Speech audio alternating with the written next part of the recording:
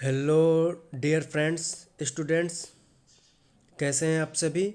आशा करता हूँ आप सभी स्वस्थ होंगे, मस्त होंगे और व्यस्त होंगे। मैं आपका अपना गुरुजी द कंपटीशन पैसेंजर वाला, और मैं आप सबके लिए लाया हूँ यूपी टेट 2023 परीक्षा में हिंदी भाषा से संबंधित पूछे जाने वाले महत्वपूर्ण प्रश्नों की श्रृंखला। और ये हमारा पार्ट 1 है। ठीक है, हम आप सबके लिए इस तरह के क्वेश्चंस तैयार करते हैं कि आपको अधिकतर प्रश्न हमारी इस श्रृंखला से मिल जाएंगे। ठीक है, क्योंकि हमारा टारगेट है कि आप सबके 30 में से 30 नंबर आएँ। तो हमारे द्वारा बनाए गए किसी भी प्रश्न को आप छोड़े मत, उसको देखें, आंसर कीजिए। ठीक है, आपको बहुत ही लाभ होगा। ठीक है, क्योंकि हम थोड़ा लीक से हट के काम करते हैं। तो चलिए शुरू करते हैं अपना पहला क्वेश्चन। पहला क्वेश्चन है, संकर शब्द किसे कहते हैं। ए ऑप्शन ग्रामीण भाषा का शब्द है, बी ऑप्शन संस्कृत भाषा का शब्द है, सी ऑप्शन ग्रामीण व संस्कृत भाषा के कुछ विशेष शब्द, डी दो भाषा के शब्दों से मिलकर बना शब्द। किसे कहते हैं संकर शब्द।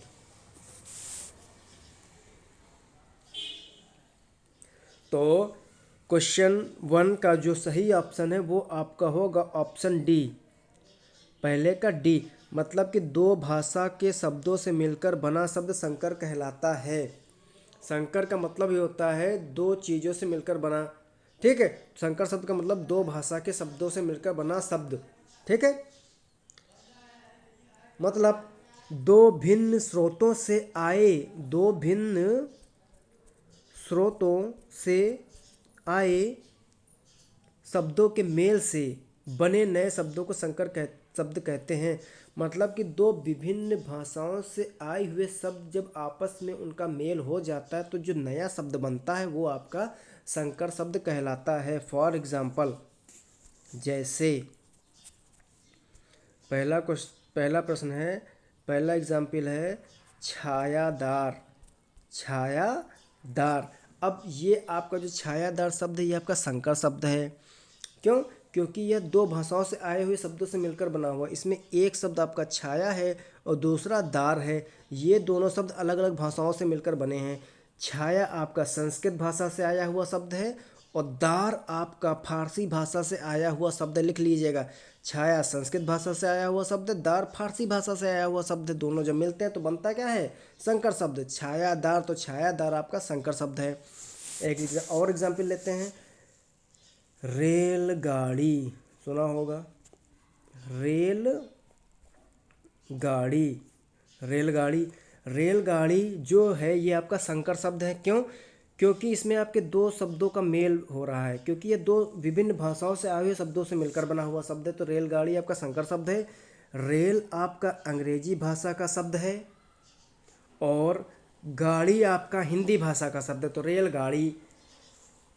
सीलबंद, सील बंद ये भी आपका संकर भाषा का शब्द है। सील अंग्रेजी भाषा का शब्द है और बंद फारसी भाषा का शब्द है। ठीक है, और एक एग्जाम्पल उठा लें, और एक एग्जाम्पल अगर हम उठा लें तो पानदान।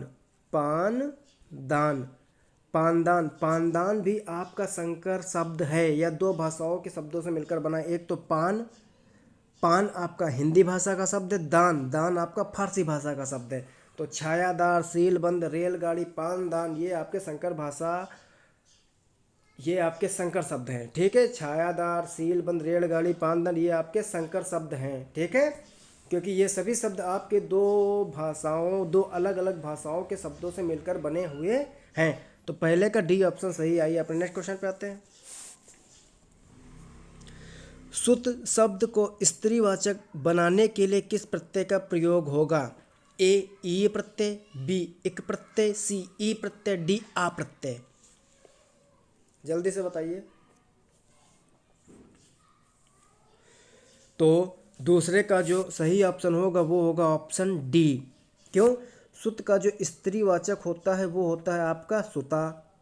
ठीक है, सुता, सुता को जब अलग करेंगे तो हो जाएगा सुत, हलंतवाचकता आ जाएगा और प्लस आ, प्लस आ। ठीक है, तो सुत का स्त्रीवाचक होता है सुता। तो सुत को स्त्रीवाचक बनाने के लिए इसमें हम आ प्रत्यय जोड़ते हैं। प्रत्यय वे शब्द होते हैं जो किसी शब्द के पीछे जुड़ते हैं, जो किसी शब्द के पीछे जुड़कर उनके अर्थ में परिवर्तन कर देते हैं। प्रत्यय वे शब्द होते हैं जो किसी शब्द के अंत में जुड़कर उनके अर्थ में परिवर्तन कर देते हैं। ठीक, तो सुत, ठीक है, इसमें जब हम आ प्रत्यय जोड़ेंगे तो स्त्रीवाचक बन जाएगा। सुत मिस पुत्र, सुता मिस पुत्री। ठीक है, तो दूसरे का डी ऑप्शन आपका एकदम सही है।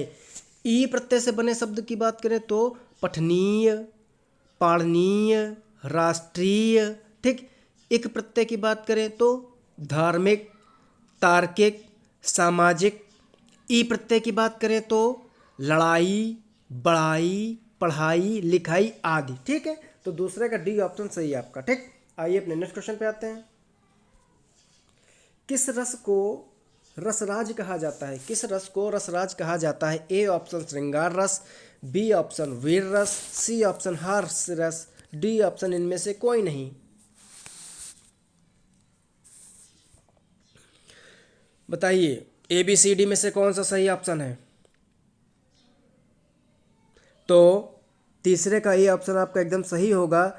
श्रृंगार रस को रसों का राजा कहा जाता है, रसराज कहा जाता है। श्रृंगार रस को रसराज यानी कि रसों का राजा कहा जाता है। श्रृंगार रस को कार्य व्यापार की व्यापकता के कारण रसराज कहा जाता है। ठीक है, हमारे एक थे भरत मुनि, तो भरत मुनि ने 8 प्रकार के रसों का उल्लेख किया है। तो भरत मुनि ने 8 प्रकार के रसों का उल्लेख किया है।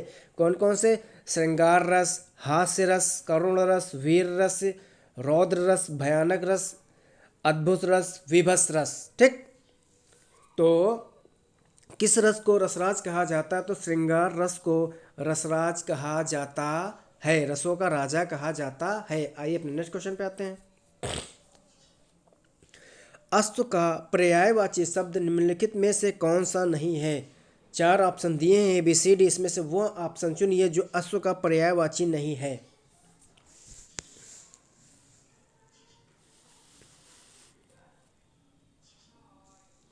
तो अश्व का पर्यायवाची शब्द इसमें से कौन सा नहीं होगा? C option Cuttack. कटक जो है वो अश्व का पर्यायवाची शब्द नहीं होगा। अश्व का पर्यायवाची शब्द घोड़ा, घोटक है, ये सब अश्व के पर्यायवाची शब्द हैं। और अश्व के पर्यायवाची शब्द बाज, तुरंग, रवसुत, सैंधव। बाज, तुरंग, रविसुत, सैंधव। ठीक है, ये सब अश्व की पर्यायवाची है, लेकिन कटक अश्व का पर्यायवाची नहीं है। तो चौथे का सी ऑप्शन आपका एकदम सही है। आइए नेक्स्ट क्वेश्चन पे। जो एक स्थान पर टिककर नहीं रहता, वाक्य के लिए एक शब्द कौन सा होगा? ए अस्थिर, बी यायावर, सी अडिग, डी गतिशील। जल्दी से बताइए एबीसीडी में से कौन सा सही ऑप्शन है?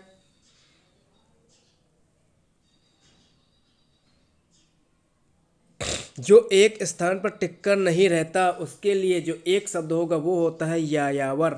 यायावर जो एक स्थान पर टिककर नहीं रहता उसे कहा जाता है यायावर। ठीक है, बी ऑप्शन सही है पांचवें का। अस्थिर जो एक स्थान पर स्थिर नहीं रहता, अस्थिर। अडिग जो अपनी बातों तथा वादों पर टिका रहे, अडिग। गतिशील जो सदैव चलता रहे। ठीक, तो पांचवें का बी ऑप्शन सही, जो एक स्थान पर टिककर नहीं रहता उसे यायावर कहते हैं। पांचवें का बी स्थान सही, बी ऑप्शन सही है। ठीक, नेक्स्ट क्वेश्चन पे आते हैं। समास का अर्थ है ए बी सी डी में से कौन सा? ए संक्षेप, बी विस्तार, ये बच्चों आपका सी ऑप्शन है। सी विच्छेद, सी ऑप्शन विच्छेद, और डी ऑप्शन आपका नवीन अर्थ। जल्दी से बताइए समास का अर्थ क्या है?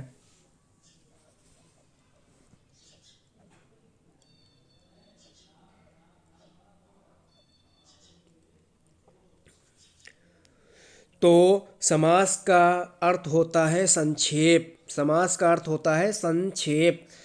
छठे का ये ऑप्शन आपका एकदम सही है। समास दो शब्दों से मिलकर बना हुआ है सम, सम का मतलब होता है संक्षिप्त। आस, आस का मतलब होता है कथन या शब्द। सम, सम का मतलब होता है संक्षिप्त। आस, आस का मतलब होता है कथन या शब्द।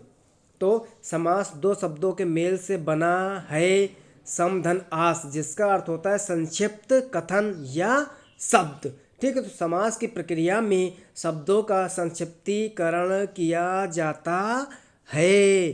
तो दो या दो से अधिक शब्दों से मिलकर बने हुए नए सार्थक शब्द को समास कहते हैं। समास का अर्थ होता है संक्षिप्त, कथन या शब्द। समास का मतलब होता है संक्षिप्तीकरण करना। तो समास का अर्थ होता है संक्षेप। छठे का ए ऑप्शन आपका एकदम सही है। आइए अपने नेक्स्ट क्वेश्चन पे आते हैं।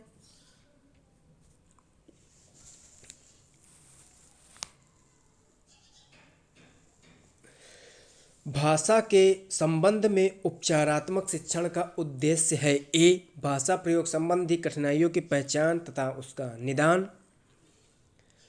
बी, बच्चों को व्यस्त रखना। सी, बच्चों को श्रेणीवार विभक्त करना। डी, बच्चों के त्रुटियों की केवल सूची बनाना। जल्दी से सही ऑप्शन बताइए ABCD में से।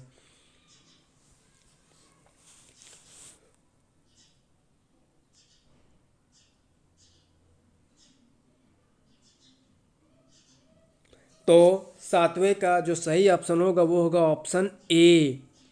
भाषा के संबंध में उपचारात्मक शिक्षण का उद्देश्य है भाषा प्रयोग संबंधी कठिनाइयों को पहचानना और उनका निदान करना।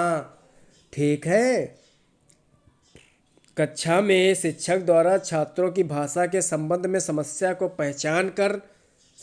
पहचानना और पहचान कर उनकी कठिनाइयों को दूर करना उपचारात्मक शिक्षण का प्रमुख उद्देश्य है। पहले तो हम उनकी कठिनाइयों को पहचानेंगे भाषा से संबंधित जो बच्चों में आ रही हैं, फिर पहचान करने के बाद उचित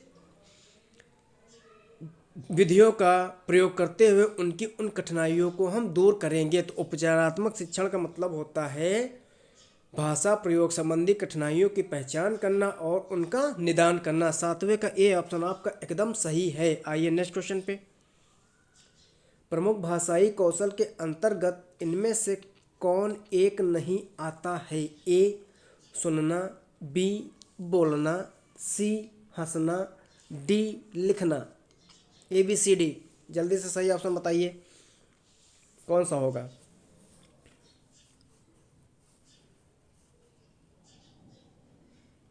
तो आठवें का जो सही ऑप्शन होगा वो होगा हंसना। हंसना भाषाई कौशल के अंतर्गत नहीं आता, ये एक शारीरिक कौशल होता है। ठीक है, भाषा के संबंध में चार प्रमुख कौशल होते हैं। भाषा के संबंध में चार प्रमुख कौशल होते हैं। कौन कौन से? लिखना, सुनना, बोलना, पढ़ना। लिखना लेखन कौशल, सुनना श्रवण कौशल, बोलना मौखिक कौशल, पढ़ना पठन कौशल। ठीक है, चार कौशल होते हैं, सुनना, बोलना, लिखना, पढ़ना। प्रमुख भाषा यही कौशल है। ठीक, हंसना आपका एक शारीरिक कौशल होता है। ठीक, तो आठवें का सी ऑप्शन सही है। आइए अपने नेक्स्ट क्वेश्चन पे आते हैं। हिंदी दिवस कब मनाया जाता है? ए, 14 सितंबर को। बी, 2 अक्टूबर को। सी, 26 जनवरी को। डी, 5 सितंबर को। ABCD में से कौन सा सही ऑप्शन होगा?